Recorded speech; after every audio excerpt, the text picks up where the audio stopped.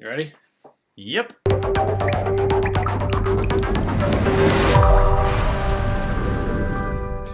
Welcome to week 4 of our experiment to stop wasting our own inbound leads.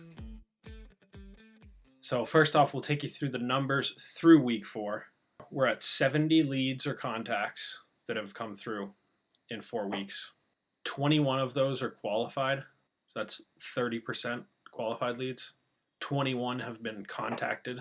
That's part of the experiment. We're really trying to have those numbers be the same, meaning we are not wasting any leads that are qualified that come through.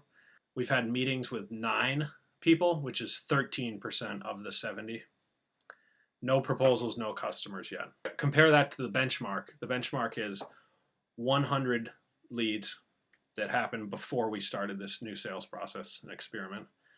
15 were qualified, 5 were contacted, 4 we had meetings with, 1 proposal, 1 customer for a monthly recurring revenue of $3,200. If you compare through week 4 versus the benchmark, the number of leads we've contacted, we're at 30% of our total leads we've contacted in the experiment versus just 5% in the benchmark. So we're 6 times more effective at getting in touch with qualified leads, which is fantastic. We've had meetings through week 4 with 13% of our leads versus just 4% in the benchmark. So about a little bit more than 3 times higher meeting rate, which is really good. Now, very bottom of the funnel, which is what this experiment wants to move, and I think seeing the numbers above it, we will see those move. 0 proposals versus 1. 0 customers versus 1 in the benchmark. So still underperforming the benchmark at this point. The meetings jumped quite a bit within week 4 itself. So you had, within just week 4, you had 5 meetings with 6 out of 6 qualified leads, which is super impressive. It's tough to tell who is truly marketing qualified until you really get to talk to somebody, like especially in the era of being able to build a beautiful website. You know, a lot of that's just subjective on my end. And so, because you mentioned like we've had more marketing qualified leads, and that may be true. Some of it's also like experimental on my end, right? Like I look at it and go, well, I'm willing to. Basically, it comes down to, am I willing to go spend some time meeting with these people based on what I see? So there were a couple of meetings in there that I think, after having a discussion with them, you realize, okay, they're probably not marketing qualified leads. The other thing is, in my process on the LinkedIn Connect piece, I think probably in the future we should come up with a secondary definition of what I'm supposed to be doing besides connecting, because basically I connect and then the process is very, very fuzzy, like my own process. What do I do with that? How are you getting these meetings then from the process? So if you've had 9 sales meetings through 4 weeks, are they booking it with you before you're talking to them? Are they booking it with you because you sent them the personalized video, or are they booking it with you because of the follow-up messages a few days later?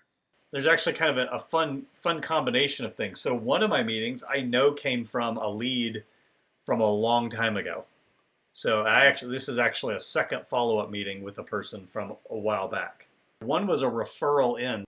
I think 2 of my meetings were a response to my Meet With Me video.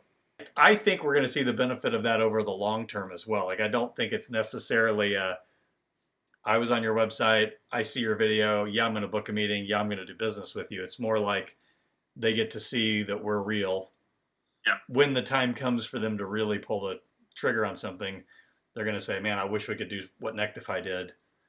Yeah. And those are our best clients. You know, we've talked about that before. The clients who come to us and say, I want to do what you guys are doing with me, with our clients. Yeah. Those are great fits. So I think adding this into our sales process, we'll see long-term return. Yeah, I think we're seeing an improved process, not improved business results yet, is my feeling. So we'll see with the sales cycle, and we'll follow all 100 leads throughout their life and update it. So July and August are like our worst months historically always. So this is a fun time to do this. So we just like week 4 is leading into the July 4th weekend for whenever you're watching this, whoever's watching this. So it's just interesting to me. Like we're doing this in the trough, historic trough of our business to see what's going to happen. Very true. Nothing like giving us a challenge. Part of the reason we did this experiment is just to force me into standard practices with the sales process. And I think that's been successful. Just looking at the number contacted.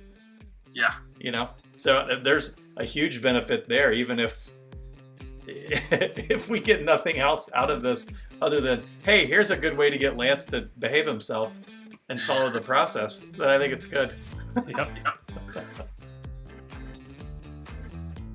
Put your email address at the bottom of this article to make sure you get week 5. We'll send it out to you, and then we'll probably do a final wrap up as well a few weeks later to get all the data in. Thanks for listening. Bye. Nice. That was good.